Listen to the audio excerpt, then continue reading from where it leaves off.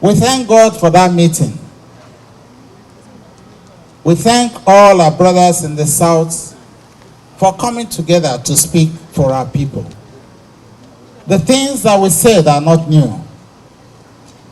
It's just the voice of our people that we have continued to echo.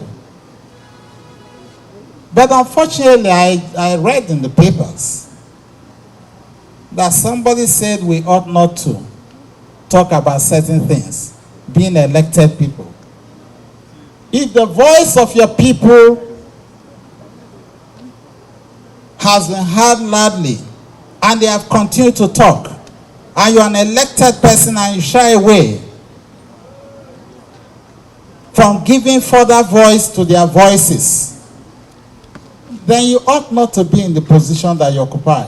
We reaffirm that as a people, as elected governors, we believe in the unity of our country. But we also went forth to advance the need for certain things to be done in order to give strength to that unity. That cannot be a reason for us to be vilified. Obviously not. We talked about restructuring, which has been on the table for so long. Both the voices of the PDP and the APC itself have endorsed restructuring. Our restructuring is all-inclusive, all-encompassing. We may have different views, different approaches to the restructuring. But when we sit on a table in dialogue, we'll be able to agree best what is good for Nigeria and what is good for the component parts of Nigeria. Part of the national resource to help to start new pilot schemes for which those of us in the South do support that some federal resource be spent to start off some of these ranching or whatever you call it, grazing reserves, and put the necessary things in order to slow down and to eventually put a stop in years to come every form of open grazing.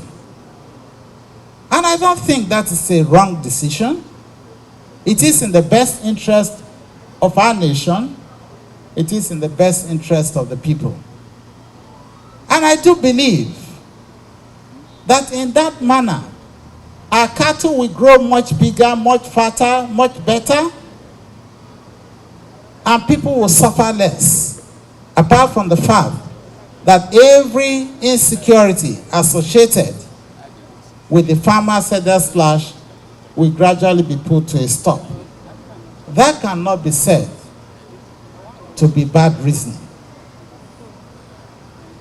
I urge that all leaders in the country, all stakeholders in the country, must look into the good suggestions that have been put forth by the Southern governors. And it is time for us to embrace it as a people.